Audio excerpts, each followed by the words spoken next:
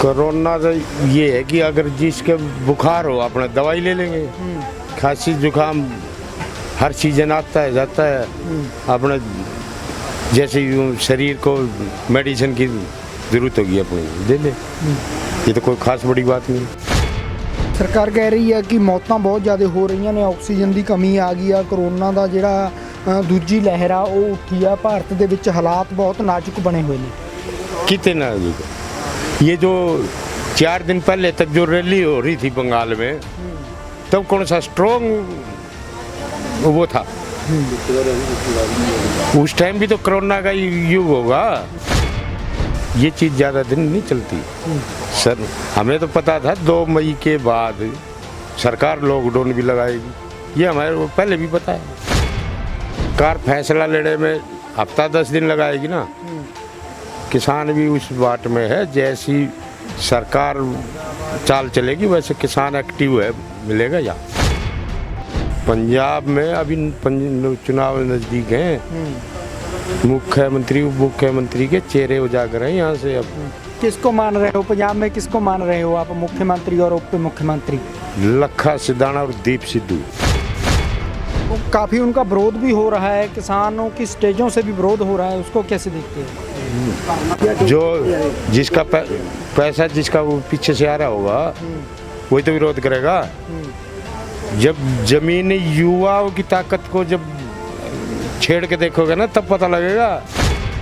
पर साडे आगू तो कह रहे हैं कि साडे कोल 40-40 साल के तजर्बे ने, वो कल उठ के आए ने, कल के नौजवान ने, उन्होंने पता ही नहीं लड़ाई लड़न का, वो गुमराह कर रहे हैं नौजवानों को। वो जो डंडा मरसरी थी 65-66 के टाइम दी, हुणे 2026 में चलूगी। हुणे तो नया जोंगा चलूगा। वो नए जोंगे का नाम है लखा सिद्धाना और दीप सिद्धू। युवा के हाथ में जो अगर आंदोलन की डोर आएगी, कुछ अलग रंग आएगा उसमें।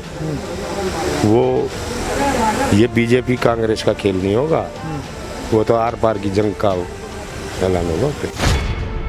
हम तो ये कह रहे हैं जिस दिन बड़ी काल आएगी उस दिन पहले से ज़्यादा भीड़ दिखाई दे।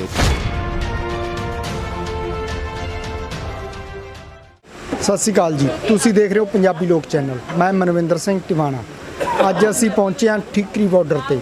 ਠੀਕਰੀ ਬਾਰਡਰ ਤੇ ਕਿਸਾਨੀ ਅੰਦੋਲਨ ਆ ਜਿਹੜਾ ਉਹ ਚੱਲ ਰਿਹਾ ਏ। ਕਿਸਾਨ ਡਟੇ ਹੋਏ ਨੇ। ਅਸੀਂ ਹਰਿਆਣਾ ਦੇ ਤਾਊ ਨੇ ਸਾਡੇ ਨਾਲ, ਪ੍ਰਦੀਪ ਧਨਖੜ, ਉਹਨਾਂ ਨਾਲ ਗੱਲ ਕਰਾਂਗੇ ਕਿਸ ਤਰ੍ਹਾਂ ਦੇਖਦੇ ਨੇ ਅੰਦੋਲਨ ਨੂੰ, ਕਿਉਂਕਿ ਸਰਕਾਰ ਦੀਆਂ ਜਿਹੜੀਆਂ ਕਰੋਨਾ ਪ੍ਰਤੀ ਗਾਈਡਲਾਈਨਸ ਆਈਆਂ ਨੇ ਉਹਦੇ ਸੰਬੰਧ ਵਿੱਚ ਅੰਦੋਲਨ ਨੂੰ ਕਿਸ ਤਰ੍ਹਾਂ ਦੇਖਦੇ ਨੇ, ਕੀ ਜਿਹੜੇ ਪ੍ਰਬੰਧ ਨੇ ਕਰੋਨਾ ਸੰਬੰਧੀ ਇੱਥੇ ਕੀਤੇ ਗਏ ਨੇ, ਉਹਨਾਂ ਨਾਲ ਕਰਾਂਗੇ ਗੱਲ।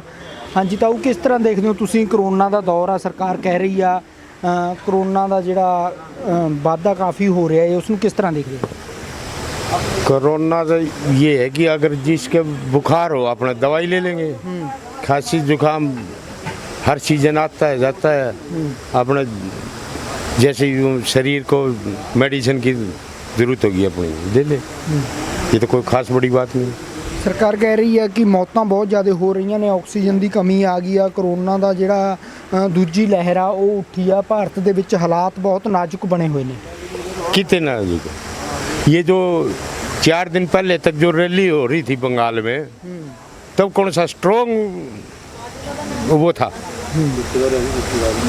उस टाइम भी तो कोरोना का युग होगा। 4 दिन पहले उस टाइम कोई ऐसी एनर्जी हो या कोई ऐसी मेडिसिन हो कि भाई बंगाल में चुनाव होगा तब तो भीड़ 2-2 लाख की हो जाएगी। और ये किसान आंदोलन में जब थोड़ी नफरी बढ़ाने का टाइम आएगा, जब कोरोना आ जाएगा। ये चीज़ ज़्यादा दिन नहीं चलती सर। हमें तो पता था 2 मई के बाद सरकार लॉकडाउन भी लगाएगी, ये हमारे को पहले भी पता है।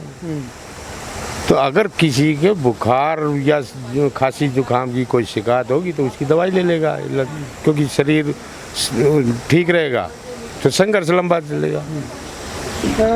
ਅੰਦੋਲਨ ਨੂੰ ਕਿਸ ਤਰ੍ਹਾਂ ਦੇਖ ਰਹੇ ਹੋ? ਅੰਦੋਲਨ ਦੀ ਅੱਗੇ ਰੂਪਰੇਖਾ ਕੀ ਹੋਊਗੀ? ਕਿਉਂਕਿ ਅੰਦੋਲਨ ਕਾਫੀ ਲੰਮੇ ਸਮੇਂ ਤੋਂ ਇਦਾਂ ਲੱਗ ਰਿਹਾ ਹੈ ਖੜੇ ਪਾਣੀ ਦੀ ਤਰ੍ਹਾਂ। ਨੌਜਵਾਨ ਕਹਿ ਰਹੇ ਨੇ ਕਿ ਸਾਨੂੰ ਕੋਈ ਕਾਲ ਦਿੱਤੀ ਜਾਵੇ, ਅੱਗੇ ਅੰਦੋਲਨ ਨੂੰ ਵਧਾਇਆ ਜਾਵੇ, ਅੱਗੇ ਕੋਈ प्रोग्राम ਦਿੱਤੇ ਜਾਣ। अभी जिस सरकार फैसला लेने में हफ्ता 10 दिन लगाएगी ना, किसान भी उस बाट में है, जैसी सरकार चाल चलेगी वैसे किसान एक्टिव है, मिलेगा या वो सरकार की तरफ से ही वो चाहते हैं कि अगर 3 काले कानून पर रद्द करने के ऊपर आएगी अपने घर चले जाएंगे, नहीं करेगी और ताकत से आ जाएंगे। किसान आंदोलन ऐसा ही चलता रहेगा जी। इस पर। ਬੰਗਾਲ ਦੇ ਵਿੱਚ ਚੋਣਾਂ ਹੋਈਆਂ ਨੇ, ਉਹਨਾਂ ਨੂੰ ਕਿਸ ਤਰ੍ਹਾਂ ਦੇਖ ਰਹੇ ਹੋ? ਬੀਜੇਪੀ ਨੂੰ ਬਹੁਤ ਮੂੰਹ ਦੀ ਖਾਣੀ ਪਈ ਆ, ਉੱਥੋਂ ਹਾਰ, ਬਹੁਤ ਵੱਡੀ ਹਾਰ ਪ੍ਰਾਪਤ ਹੋਈ ਆ, ਉਸ ਨੂੰ ਕਿਸ ਤਰ੍ਹਾਂ ਦੇਖਦੇ?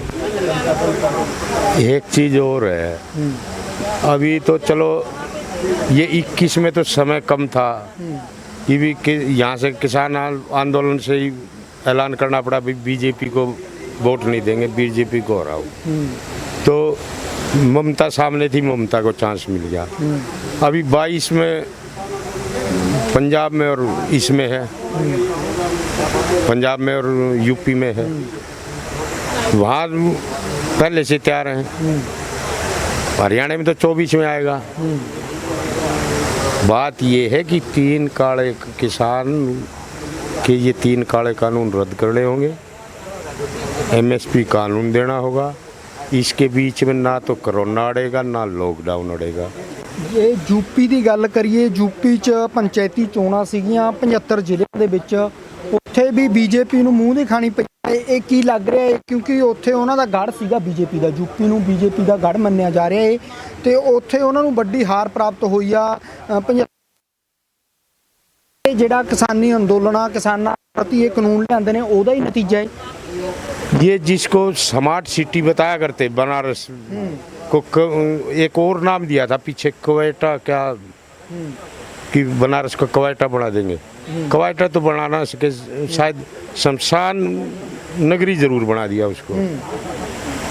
तो ये तो प्रधानमंत्री को सोचना चाहिए, जो अपनी संसदीय सीट को नहीं बचा सके इस मौत के खराब से। तो किसान आंदोलन का और उसको तो बल्कि हम और कुछ नाम से पुकारते थे, बनारस की उसको काशी नगरी से। जो वो काशी नगरी को ही नहीं बचा सके तो किसान आंदोलन पे तो क्या कर सकता है उसमें? किसान तो अपने मजबूती से लड़ेगा अपने हिसाब से। और ये सोच बैठा है अब की बार, नए नए उदाहरण भी पेश होंगे। 21 में कुछ है, 22 में कुछ आएगा, 24 में कुछ आएगा। ये तो शुरुआत है अभी। 24 ਚ ਹਰਿਆਣੇ ਤੋਂ ਕਿਸਾਨ ਨੇ ਜਿਹੜੇ ਉਹ ਕਿਸ ਨੂੰ ਸਪੋਰਟ ਕਰਨਗੇ? ਕਿਉਂਕਿ ਬੀਜੇਪੀ ਨੂੰ ਤਾਂ ਕਹਿ ਦਿੱਤਾ ਹੈ ਕਿ ਬੀਜੇਪੀ ਨੂੰ ਵੋਟ ਨਹੀਂ ਦੇਣੀ। ਹੋਰ ਕਿਹੜੀਆਂ ਪਾਰਟੀ ਨੇ, ਖੇਤਰੀ ਪਾਰਟੀਆਂ ਨੇ ਜਿਹੜੀਆਂ, ਉਹਨਾਂ ਨੂੰ ਸਪੋर्ट ਕੀਤਾ ਜਾਊਗਾ ਕਿ ਕੋਈ ਆਪਣੀ ਪਾर्टी बनाई जाऊगी? आप पहले तो एक बात को करेक्ट करने पड़ेगी, किसान वोटों का हथियार नहीं है कि किसान को वोट का हथियार मान के यूज एंड थ्रो सिस्टम अब की बार आया है तो स्ट्रॉन्ग तरीके से आया है। पंजाब में अभी चुनाव नज़दीक हैं, मुख्यमंत्री उप मुख्यमंत्री के चेहरे उजागर हैं यहाँ से। अब किसको मान रहे हो पंजाब में? किसको मान रहे हो आप, मुख्यमंत्री और उप मुख्यमंत्री?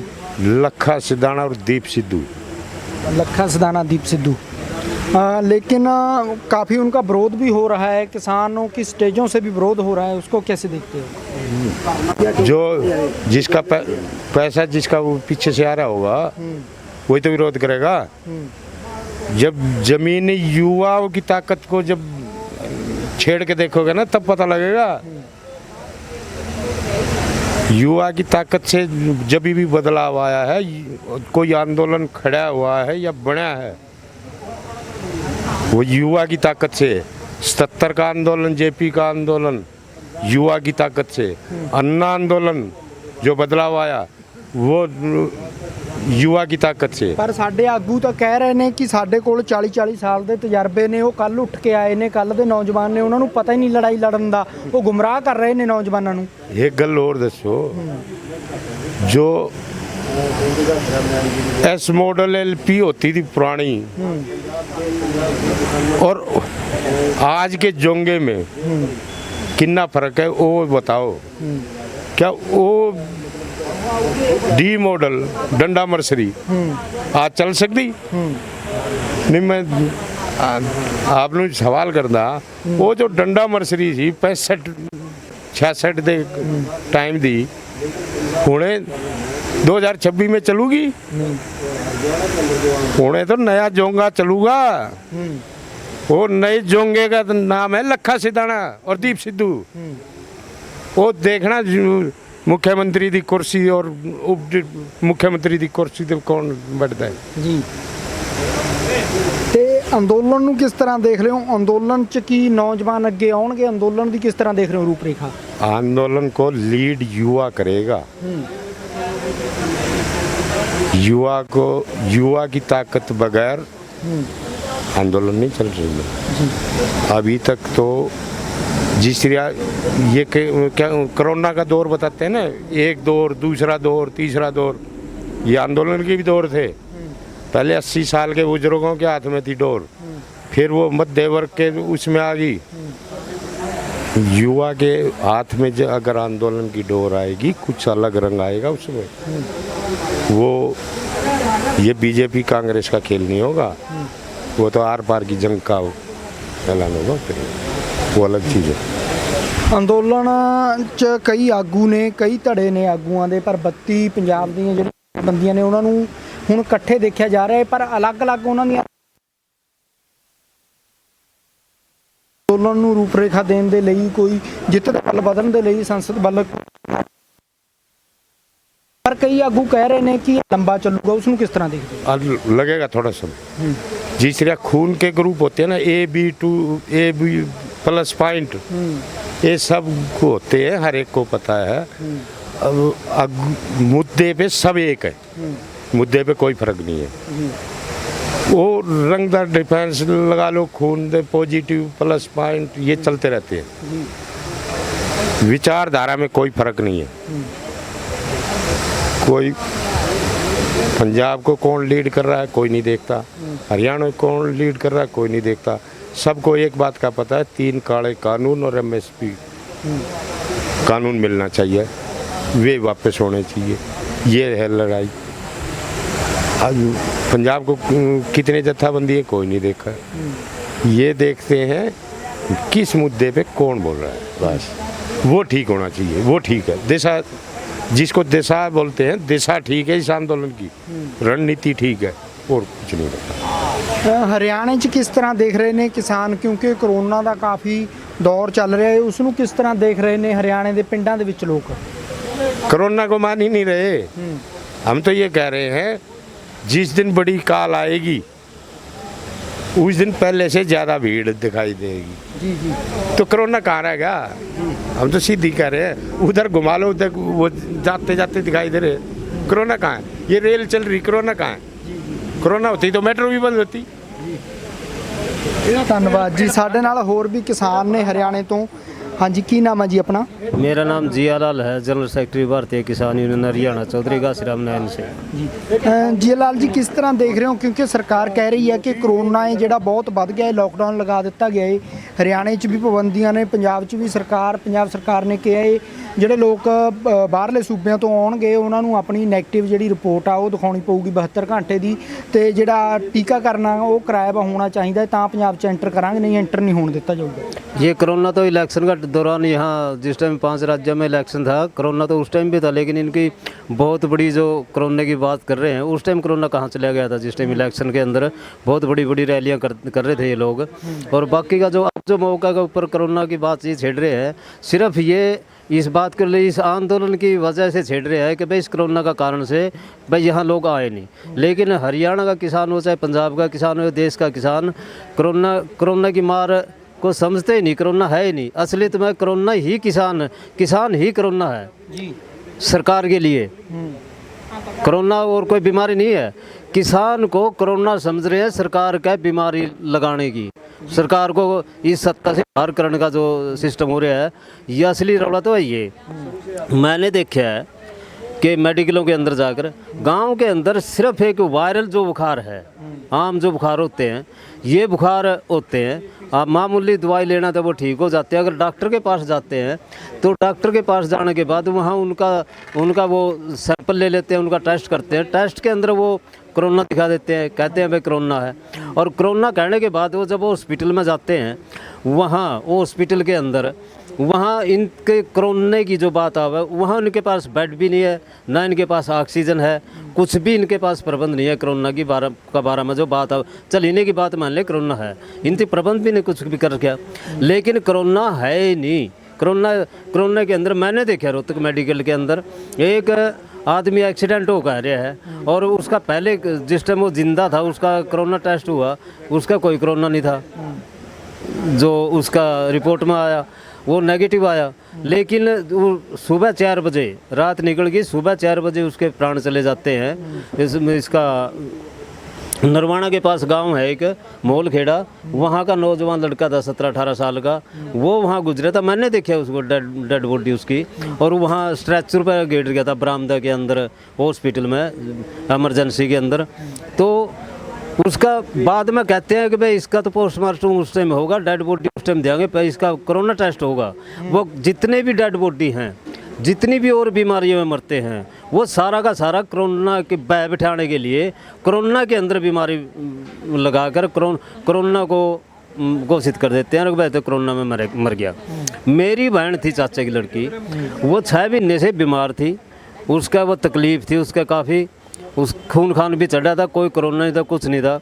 उसका वहाँ जो टेस्ट हुआ, पहले जाते ही रोहतक के अंदर, पहले भी दवाई चल रही थी उसकी, रोहतक के अंदर उसका जो टेस्ट हुआ, उस टेस्ट के अंदर उसका कोरोना नेगेटिव आ गया।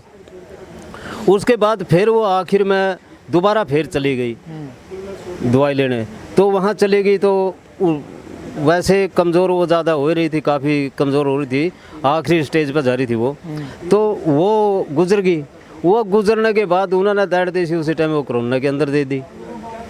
यानी कि जो भी वहाँ सांस पूरे करता था, इलाज कोई किसी बीमारी का इलाज ये कर नहीं रहे, मरते और बीमारी में है लेकिन नाम लेते हैं कोरोना का, असली जो बात है। लेकिन फिर भी अगर ये कोरोना का नाम ले रहे हैं, कोरोना की बात आती है, कोरोना पहली बात तो है नहीं है, जो फिर इसका प्रबंध करो भाई, ऑक्सीजन चाहिए या वेंटिलेटर चाहिए या बेड चाहिए, ये तो बैठे तो हाथ पाथ धरे हैं। इनती तो सिर्फ 1.5 साल हो गए, 2 साल हो गए वहाँ बैठे है इस बंगाल के अंदर, जो इस देश का प्रधानमंत्री है, सिर्फ उसको एक ममता बनर्जी को हराने के लिए कि वहाँ 2 फाड़ कर दिया, हिंदू मुसलमानों के झगड़े करवा कर, और इस देश का बिल्कुल नाश कर दिया, ख़त्म कर दिया इस देश को, और तो सत्ता में आ जाए। सत्ता में आने के बाद जो राज्यसभा के सदस्य होंगे और वो मेरी मजबूती होगी, वहाँ मेरा बहुमत हो जाएगा राज्यसभा के सदस्य आने के बाद, तो इसकी एक की नीति थी कि भाई फिर मन मर्जी से मैं चलाऊंगा बात, मन मर्जी से करता हूँ। अब पीछा जो इनती तो 3 कानून जो पास करे हैं, उस टाइम सरेआम ये राज्यसभा के 12 सदस्य बाहर निकाले, इनके अंदर जाने नहीं दिए इन्होंने। ये जो सारे ये मन मर्जी चलाना चाहते हैं, डिक्टेटरशिप चलाकर इस देश को ख़त्म करना चाहते हैं, ये कारपोरेट जगत को बेचना चाहते हैं।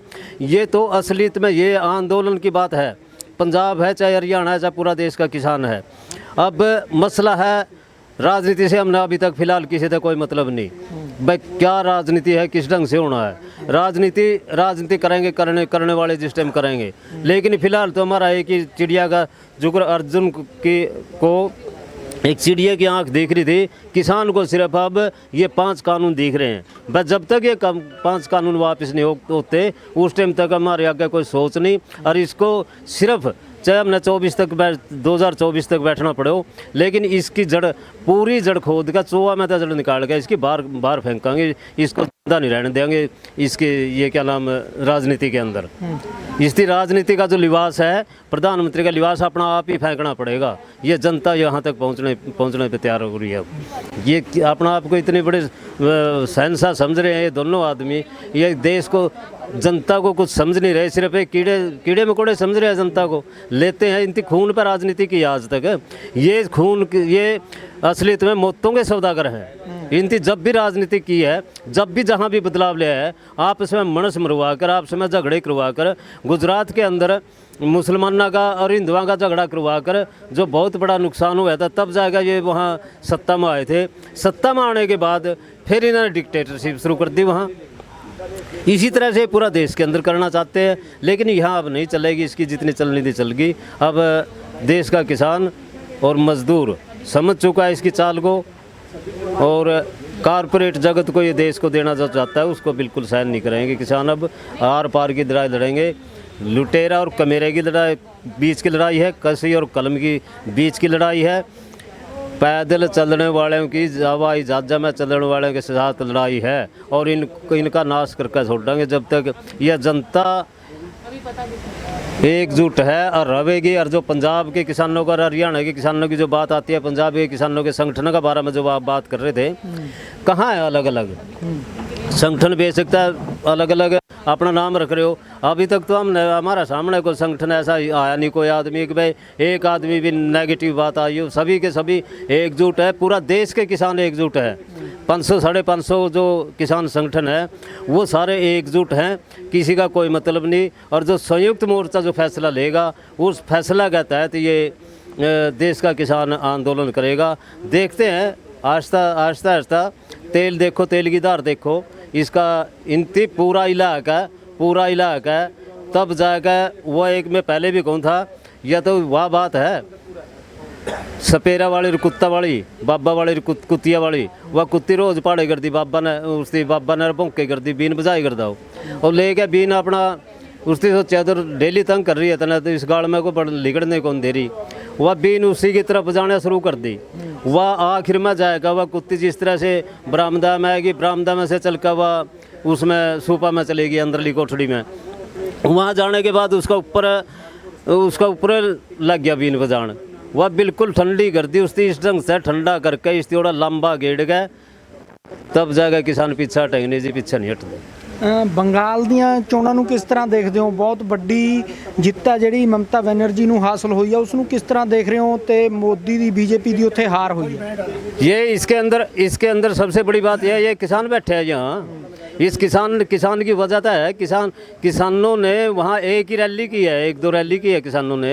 और उस रैली में ये दिखा दिया, एक की रैली के अंदर पलटी है उधर। यहाँ की जो आवाज़ है, यहाँ का जो एक किस्म का तोप का गोला गया है उसके खिलाफ, बंगाल के अंदर गया जनता के बीच में, तो उसने धमाका उठाया है। किसान आंदोलन का जो गोला था, बम है, वो बम वहाँ जाकर फुटे है। और वो बम ईवीएम पे गिरे है। और जिस टाइम वो ईवीएम में देखा तो ये जितने बीजेपी वाले खड़े थे उनकी सारी डेड बॉडी मिली है उसमें। ईवीएम ਨਾਲ ਹਰ ਟਾਈਮ ਲੋਕ ਵਿਰੋਧ ਕਰਦੇ ਰਹੇ ਨੇ ਕਿ ਜਿਹੜੀ VOTING ਆ ਉਹ ਬੈਲਟ ਪੇਪਰ ਨਾਲ ਹੋਣੀ ਚਾਹੀਦੀ ਹੈ, ਈਵੀਐਮ ਨਾਲ ਵੋਟ ਨਹੀਂ ਹੋਣੀ ਚਾਹੀਦੀ। ਪਰ ਉੱਥੇ ਈਵੀਐਮ ਨਾਲ ਹੋਈ ਆ, ਫਿਰ ਵੀ ਮੋਦੀ ਹਾਰਿਆ ਹੈ ਕਿ ਈਵੀਐਮ ਤੇ ਵਿਸ਼ਵਾਸ ਜਿੱਤਣ ਲਈ ਇਹ ਕੋਈ ਚਾਲ ਤਾਂ ਨਹੀਂ ਹੈਗੀ ਇਹਨਾਂ ਦੀ। ये भी चाल भी हो सकती है, लेकिन चाल क्या है, वहाँ बड़ी सख्त है। वो जो दीदी है ममता जी, वो काफ़ी सख्त है, वो झुकने वाली नहीं है। अगर झुकने वाली होती तो अभी तक का किसी न किसी केस के अंदर फंसाएगा, उसकी लटकाए धंधा, ये भी नहीं हटा था। बाकी उसका प्रशासन था मौका पे, ये भी बात है। हेराफेरी की है, फिर भी जितना की हेराफेरी करनी थी, फिर बहुत बड़ा लेवल पे इतनी जो ये 75-76 जो सीट आई है इसकी, ये भी ईवीएम की वजह आई है। मैं नहीं मानता कि उसकी साफ नीति तो आई है, ईवीएम की वजह तो आई है। और फिर धक्के से आई ममता को हराया गया, 1200 से जितया अगर फिर हराई मौका पे। इनकी चाल क्या नहीं चली, हर चाल चली है। बहुत से हथकंडे इनकी अपनाए हैं। जनता को इन्होंने समझा ही कुछ नहीं। जनता तो सिर्फ एक ही चीज़ समझ रहे हैं, ये भाई इन पे तो वोट ले ले, और वोट क्या इनसे तो दम क्या भी ले लेंगे, अपना आप ईवीएम कर लेंगे, है इनका घमंड। लेकिन वो सारा घमंड जनता अब तोड़ेगी, और तोड़ दिया। यहाँ बंगाल के अंदर ये दिखा दिया किसान, वहाँ जो किसान की वजह है, किसानों की इस आंदोलन की वजह है ममता वहाँ जीती है, नहीं तो और भी बात हो सकती थी। फिर इसका जो हिंदू मुसलमान का जो पाड़न का जो रौला था आपस में झगड़े करवाने का, वो जनता वहाँ इस बात को समझ गई। किसान और मजदूरी जो इन्होंने मजदूरी तो घटा दी, और 8 घंटे की बजाय जो कानून बनाया, 12 घंटे का काम करने का जो कानून दिया है, वो उधर मजदूर भी समझ गए। क्यों वहाँ मजदूर है, मजदूरी वहाँ है ही नहीं, वो बात भी वहाँ समझ गए। यहाँ का जो इस आंदोलन का, यहाँ जो बैठे हैं दिल्ली के अंदर किसान, ये पूरा देश के पूरा दुनिया के अंदर ये दिखाने लग रहे हैं। ये बेशक सरकार बात करो ना करो, लेकिन इसको दुनिया के अंदर पूरा बदनाम हो गया यूँ। इसमें इसके अंदर कोई नेतागिरी के कोई भी गुण नहीं है, लीडरशिप का एक भी गुण इसके अंदर नहीं है। सिर्फ ये तो गैंगस्टर आदमी लगता है मेरे को तो ये ਬਾਦਲ ਜੀ ਗਾਲ ਨਹੀਂ ਕੱਢਣੀ ਜੀ। ਹਾਂਜੀ, ਇਹ ਹੋਰ ਵੀ ਕਿਸਾਨ ਆਗੂ ਨੇ ਸਾਡੇ ਨਾਲ, ਉਹਨਾਂ ਨਾਲ ਵੀ ਗੱਲ ਕਰਾਂਗੇ। ਜੋਗਿੰਦਰ ਨੈਣ ਜੀ ਨੇ ਸਾਡੇ ਨਾਲ, ਉਹਨਾਂ ਨਾਲ ਗੱਲ ਕਰਾਂਗੇ। ਹਾਂਜੀ, ਵਾਹਿਗੁਰੂ ਜੀ ਖਾਲਸਾ, ਵਾਹਿਗੁਰੂ ਜੀ ਕੀ ਫਤਿਹ। ਵਾਹਿਗੁਰੂ ਜੀ ਦੀ ਫਤਿਹ। ਕਿਸ ਤਰ੍ਹਾਂ ਦੇਖ ਰਹੇ ਹੋ ਜੀ ਅੰਦੋਲਨ ਚੱਲ ਰਿਹਾ ਕਾਫੀ ਲੰਮਾ ਟਾਈਮ ਹੋ ਗਿਆ ਸਰਕਾਰ ਦੀਆਂ ਨੀਤੀਆਂ ਨੂੰ ਕਿਸ ਤਰ੍ਹਾਂ ਦੇਖ ਰਹੇ ਹੋ ਅੰਦਾਜ਼ੇ ਲਗਾਏ ਜਾ ਰਹੇ ਸੀਗੇ ਬੰਗਾਲ ਦੇ ਇਲੈਕਸ਼ਨਾਂ ਤੋਂ ਬਾਅਦ ਔਰ ਨਤੀਜਿਆਂ ਤੋਂ ਬਾਅਦ ਕੋਈ ਨਾ ਕੋਈ ਮੁੱਦਾ ਹੈ ਜਿਹੜਾ ਉਹ ਹੱਲ ਹੋਊਗਾ ਪਰ ਉੱਥੇ ਵੀ ਜਿਹੜੇ ਇਲੈਕਸ਼ਨ ਨੇ ਬੀਜੇਪੀ ਹਾਰੀ ਆ ਪਰ ਫਿਰ ਵੀ ਕਿਸਾਨ ਡਟੇ ਹੋਏ ਨੇ ਇੱਕ ਵੀ ਬਿਆਨਬਾਜ਼ੀ ਕਿਸਾਨਾਂ ਦੇ ਅੰਦੋਲਨ ਤੇ ਨਹੀਂ ਕਰ ਰਹੀਆਂ ਸਰਕਾਰਾਂ। मैं सबसे पहले आपको बधाई देना चाहता हूं कि ये किसान का आंदोलन है जो लगातार 5 महीने पूरे कर चुका है जी और उसके दौरान किसानों के द्वारा इस आंदोलन में कोई ऐसा कार्य नहीं किया गया है जिससे आम जन को या सरकार को किसी भी तरह की आपत्ति हो। जी बिल्कुल शांतिमय तरीके से किसान 26 नवंबर से आज तक लगातार बैठा हुआ है। 11 दौर की जो मीटिंग किसानों की सरकार के साथ हुई जो भी किसान को सरकार को द्वारा बुलाया गया निमंत्रण दिया गया उसी समय पर किसान आगू वहाँ पहुँचे हैं और अपनी बात सरकार के साथ साझा की है। 26 के बाद सरकार के द्वारा किसी भी किसान आगू को कोई इसी तरह का निमंत्रण नहीं मिला कि किसान न जाए। और जो आप बात की है इलेक्शन की, किसान का इलेक्शन से सीधा कोई मतलब नहीं है। सरकार बने गिरे किसी की बने ना बने, ये किसान किसी की सरकार ना बनाने आया है ना सरकारों को गिरने आया है। कि किसान देश का नागरिक है। ये किसानों के ऊपर जो 3 काले कानून थोपे गए हैं, किसान इन मांगों को लेकर के केंद्र की सरकार के दरवाजे आया था। सरकार किसान का भी दिल्ली के दरबार में उतना ही हक है जितना अन्य नागरिकों का है। ये अपने हकों की आवाज़ उठाने के लिए दिल्ली आया था और आप सामने देख रही हैं ये 5 महीने से दिल्ली की सरकार के साथ साथ केंद्र की सरकार ने इस किसान को अवरुद्ध किया हुआ है। जो रास्ते हैं वो सरकार के द्वारा बंद किए गए ना कि किसानों के द्वारा। जो आज तक की बीमारी महामारी अन्य जो बातें सरकार करती है, किसान ने कोई रास्ता अवरुद्ध नहीं किया, सरकार स्वयं रास्ते को बंद किए हुए है। अगर किसी मरीज को यहाँ से गुजरना होता है 26 तारीख से पहले यहाँ से जितने भी एम्बुलेंस आती थी हरियाणा से जिसको दिल्ली जाना होता वो यहाँ से निकलती थी। किसान ने कभी बैरिकेड नहीं रोका, हटा दिया और आगे पार कर देते थे। 26 के बाद सरकार ने 27, 28, 29 फरवरी तक ये सारा आप देख रहे हैं कंक्रीट के द्वारा बैरिकेड लगा दिया गया है। जैसे हम पाकिस्तानी या चीन के बॉर्डर पर दीवार निकाल दी गई हो, हम इस देश के नागरिक ना ही हों। अगर किसी आज सरकार कहती है कि कोरोना महामारी का नाम ले रही है, किसी भी आम जन को कोई बीमारी होती है या इमरजेंसी आती है तो वो कहाँ से निकलेगा। एक आम जन की सरकार कीमत को ही नहीं समझ रही, उसकी ज़िंदगी की क्या कीमत है। ऑक्सीजन अगर यहाँ से ले जानी है हरियाणा से या कहीं से दिल्ली जानी होती है तो हमारे द्वारा कोई ऐसा अवरुद्ध पैदा नहीं किया गया, सारे रास्ते खुले हुए हैं किसान के द्वारा। इस बैरिकेड के अलावा भी हम अगर बात करें तो हमारे से 100 गज 200 गज पीछे दोनों तरफ इस तरफ भी और इस तरफ भी रास्ते हैं जो 1 किलोमीटर का रास्ता साफ करके अगले मेट्रो स्टेशन के नीचे आकर मेन रोड पर आ जाते हैं। ये सरकार ने इस रास्ते के मेन मेट्रो स्टेशन का जो नीचे का रास्ता है दिल्ली की एंट्री, उसके अलावा 2 आजू बाजू के लिंक रोड हैं उन सभी को भी आम जन की रास्तों को अवरुद्ध किया है सरकार के द्वारा, ना कि किसानों के द्वारा। हमें चाहेंगे कि ये रास्ते खोल दिए जाएं। आम जन को हमारे द्वारा कोई ऐसी 5 महीने में कोई भी आपत्ति नहीं है, लेकिन सरकार से आपत्ति है हमें भी और आम जन को भी कि किसी भी साथी ने दिल्ली में एंट्री करनी है या कोई इमरजेंसी होता है, किसी को एम्बुलेंस वगैरह निकालनी है, ये तो रास्ता अवरुद्ध किया हुआ है, साथ के रास्ते से जा सकता है। लेकिन हमने हरियाणा के जो झज्जर के डीसी साहब हैं, ये हम बहादुरगढ़ के एसडीएम साहब से कई बार कह चुके हैं कि ये जो लिंक रोड है दिल्ली की बात अलग करिए, जो हरियाणा के अंदर हैं वो तो खोल दीजिए कम से कम। जिन किसी भी साथी को, आप पत्रकार साथी हैं, आपने दिल्ली में एंट्री करना है तो कहाँ से जाएंगे। केएमपी होकर के एक तो मान लीजिए 10 किलोमीटर जाना है कि आपने 70 किलोमीटर घूम के एंट्री करेंगे कहीं से। किसान आंदोलन के द्वारा जो किसानों की आज तक की कोई भी ऐसी बात नहीं रही जिससे भी सरकार की संपत्ति को कोई नुकसान पहुंचाने का काम किया हो। कोई भी सरकार की किसानों की ऐसी मंशा नहीं है, भी सरकार को तोड़ने की गिराने की ऐसी बात नहीं है। किसान अपने हकों की आवाज़ उठाने के लिए 3 कृषि काले कानून वापस करवाने के लिए आया था। एमएसपी फसल खरीद गारंटी का कानून लागू हो, इसलिए पूरे देश का किसान दिल्ली के सभी बॉर्डरों पर डटा हुआ बैठा है और ये तब तक डटा रहेगा जब तक ये 3 काले कानून वापस नहीं होते, फसल खरीद गारंटी का कानून लागू नहीं होता, 2020 बिजली का जो अपना लेकर के आए थे, पराली की समस्या को लेकर के आए थे। और तब तक जितना लंबा सरकार करेगी 2-4 मांगे और किसानों की बढ़ती रहेंगी।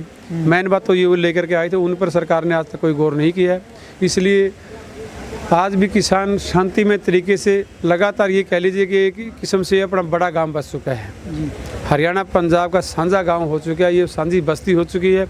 इसमें लगातार 5.5 महीने होने जा रहे हैं। किसानों को यहाँ बिल्कुल प्यार प्रेम से सभी साथी रह रहे हैं।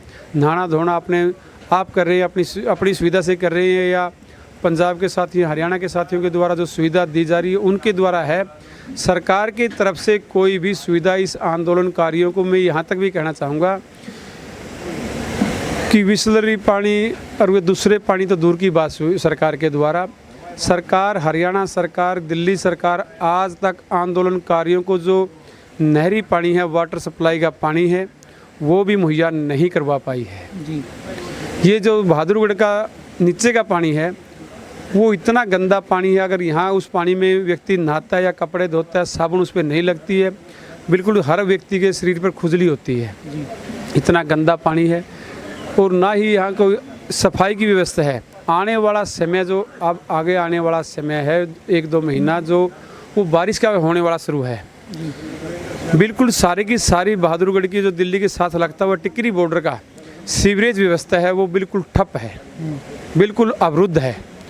और जो सीवरेज के अलावा ओपन ड्रेन बनाई गई हैं दीवारों के साथ, वो कवर कर गई है, वो भी पॉलीथीन से और अपने खाली बोतलों से या अपने खाली बर्तन इससे, अपने पॉलीथीन से वो बिल्कुल अवरुद्ध है, अटी पड़ी है।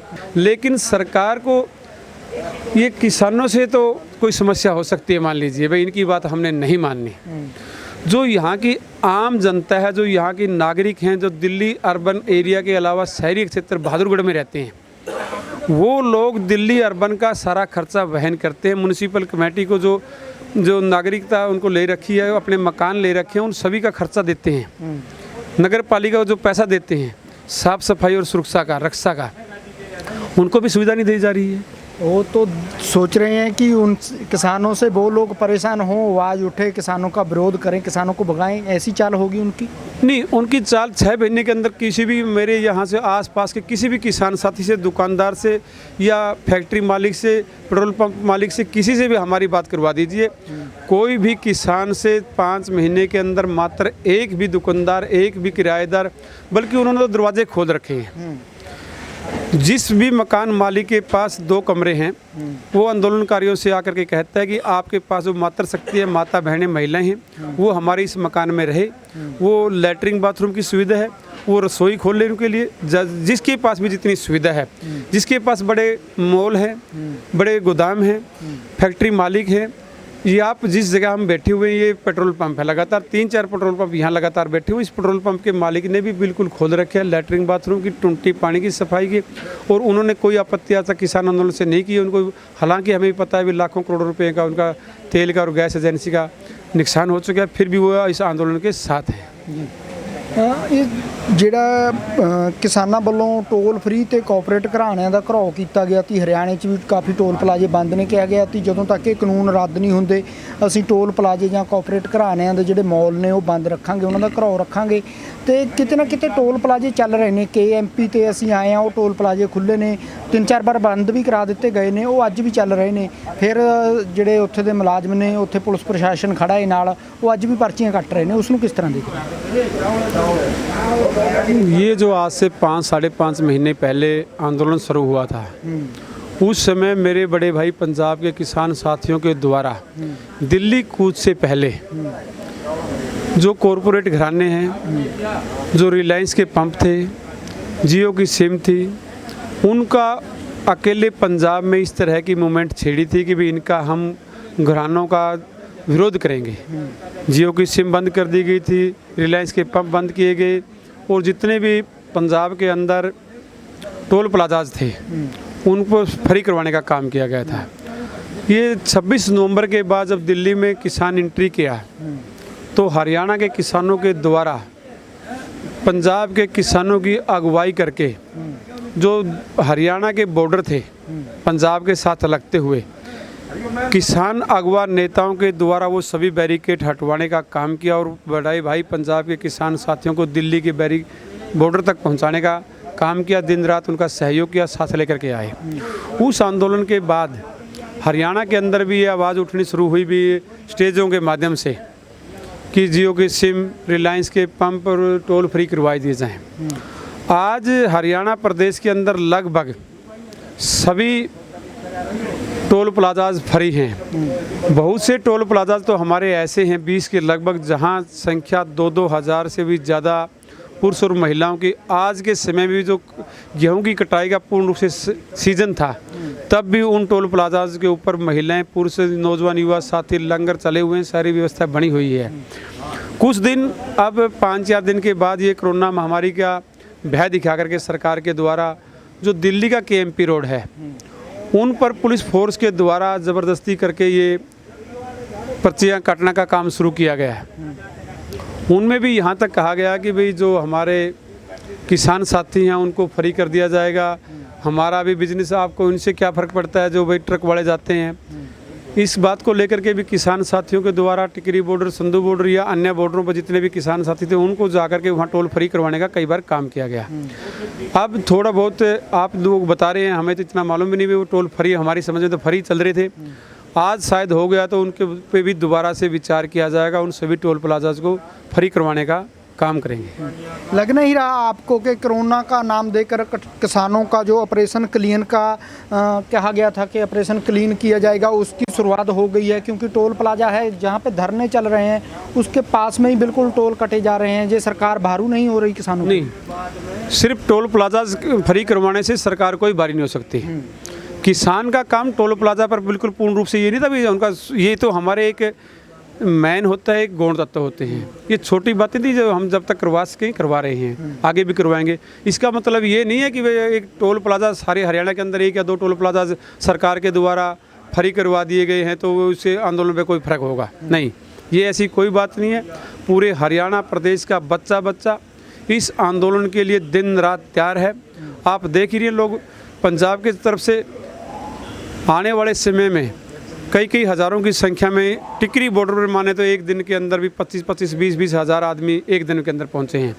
आज और कल की जो हम बहादुरगढ़ रेलवे की टिकट चेक कर लीजिएगा, पंजाब से CCTV कैमरा चेक कर लीजिएगा आप लोग, जितने भी पंजाब और हरियाणा से मेट्रो, ये दिल्ली की जो हमारी रेल आती है, ट्रेन है, उससे 3 व्हीलर और रिक्शा के जो हमारे गरीब मजदूर साथी हैं वो बता रहे हैं कि पिछले 2-3 दिन से लगातार जो पंजाब और हरियाणा के किसान रेलों के द्वारा यहाँ टिकरी बॉर्डर पर पहुँच रहे हैं, वो संख्या लगातार बहुत ज़्यादा संख्या में बढ़ रही है। समाप्त होने का तो काम ही छोड़ दीजिए। मैं आपसे पहले भी कह के हटा हूँ कि ये हमारे किसान का जो हरियाणा प्रदेश के पंजाब का जो फसल का सीज़न था वो ख़त्म हो चुका है। अब अगली फसल का काम होगा हरियाणा में, थोड़ा बहुत बिजाई का काम भी हरियाणा में साथ साथ होता है। पंजाब में तो लगभग कुछ आधे से ज़्यादा हरियाणा, वो हमारी जीरी का सीज़न है, जीरी लगती है, वहाँ पर हमारा 1-2 व्यक्ति उसको बिजाई करके प्योद की, बाकी सीज़न तो खाली ही है। वो सब साथी यहाँ पहुँचने का काम करेंगे। हमारी पंजाब वाले कुछ आगुओं से बात हुई, उनसे बोला गया कि टोल फ्री करने की बात की गई थी, टोल फिर भी चल रहे हैं, पर्ची काटी जा रही है। उनका ये कहना था कि हम साथ हैं, हरियाणा वाले को 2-3 बार वहाँ पे बंद कराया है लेकिन वहाँ पे कोई पक्का बैठ नहीं रहा, बैठना पड़ेगा। क्या आगे ऐसी कोई नीति तैयार की जाएगी कि वहाँ पे पक्का लोग बैठें कि टोल फ्री हो? नहीं, मैं बार बार आपसे कह रहा हूँ भी टोल फ्री कराना ही किसानों का मतलब नहीं है। वो हमारे साथियों से हम सलाह कर लेंगे, अगर ऐसी बात है पंजाब के साथियों से हम कोई इस बात पे विरोध नहीं करते भी टोल वो साथ ना देंगे ना देंगे। अब वो हरियाणा पंजाब की तो कोई बात ही नहीं रही। लगातार 5 महीने से हरियाणा पंजाब की कोई बात नहीं, सारे साथी साथ हैं। ऐसे ना कॉर्पोरेट घरानों का कॉर्पोरेट ਘਰਾਣਿਆਂ ਦਾ ਘਰਾਓ ਕਰਨ ਦਾ ਕਿਹਾ ਗਿਆ ਸੀ। ਇਹ ਵੀ ਕੌਰਪੋਰੇਟ ਘਰਾਣੇ ਉਹਨੇ ਜਦੋਂ ਇਹ ਇੱਕ ਕਰਕੇ ਇਦਾਂ ਦੀਆਂ ਫਿਰ ਚਾਲਾਂ ਚੱਲਣਗੇ, ਇਹਦਾ ਅਸਰ ਤਾਂ ਕਿਤੇ ਨਾ ਕਿਤੇ ਪੈਣਾ ਹੈ, ਲੋਕਾਂ ਦੇ ਮਨੋਬਲ ਤੇ ਅਸਰ ਪੈਣਾ ਜਿਹੜੇ ਦੇਖਦੇ ਨੇ। नहीं, लोगों का मनोबल मैं आपको बता चुका हूँ अभी भी कि हज़ारों की संख्या में मैं किन किन ज़िलों का पंजाब का नाम लूँ, वो हज़ारों की संख्या में मातृशक्ति पीढ़ी बसें, स्कूल की बसें भर करके अभी इस आंदोलन मतलब फसल के बाद यहाँ आई हैं और ट्रेनें आ चुकी हैं, भर के आ रही हैं। किसान का मनोबल बिल्कुल नहीं गिरा हुआ है। ये कुछ व्यक्ति हो सकता है भाई अपनी फसल का काम में लगे हुए हैं, अगला सीज़न भी होता है अपनी फसल कटाई का, एक हमारी जो सरकारों के द्वारा बैंक खाते में पैसा डाल दिया गया है, जो परिवार का मुखिया है उसी के खाते में पैसा आता है, वो बैंक की कोई पैसा लेना है और कुछ अगली कृषि कोड की लिमिटें हैं उनको चेंज करवाना है, ये घरेलू कार्य भी हैं। इसका मतलब ये नहीं है कि वो अपना साल 6 महीने का एक बार काम होता है, वो हम बैंक का निपटान करना है, पिछली फसलों का अगली का शुरुआत करवाना है, वो काम करवा करके बाकी सब लोग आएंगे। और मैं आप मीडिया के माध्यम से जो साथी मेरे के देख और सुन पा रहा है, मैं उन सब से भी आप मीडिया के माध्यम से अपील करता हूं कि वो ज़्यादा से ज़्यादा संख्या में अपने बॉर्डरों पर पहुंचें। आप लोग देख रहे हैं यहाँ कोई किसी तरह का बीमारी का भय नहीं है। आप साथी तो मीडिया का हमारे इस आंदोलन को दिखा रहे हैं, जो बड़े पत्रकार हैं, बड़े मीडिया है जो इसे गोदी मोदी मीडिया कहते हैं आजकल, वो हमारे इस आंदोलन को नहीं दिखा रहे। आप लोग देख रहे हैं टिकरी बॉर्डर के 750 पिलर से हम बैठे हुए हैं, यहाँ से लेकर के पीछे 25 किलोमीटर तक आप मेरे साथ चलिए। हर ट्रॉली के अंदर, हर झोपड़ी के अंदर, हर हमारे तंबू के अंदर, सभी के अंदर मातृशक्ति, महिलाएं, पुरुष पूरी संख्या के अंदर डटे हुए बैठे हुए हैं। किसी के अंदर भी कोई बीमारी का, महामारी का कोई भय नहीं है। आप सब देख रहे हैं, किसी के मात्र सिक्किन चेहरे पर नहीं है। अब तो आप तो कहते हैं मायूस होने का, भाई इसको क्लीन शिप कर देंगे, कंट्रोल कर लेंगे, ये टोल प्लाजा का नाम लेकर के। जब से रिजल्ट आया है कल परसों को, किसानों के अंदर तो पूरी एक किस्म से उत्साहित है सब के सब, जबकि मैं पहले कह चुका हूँ कि हमारा इस राजनीति से कोई मतलब भी नहीं है, फिर भी एक आत्म मनोबल होता है।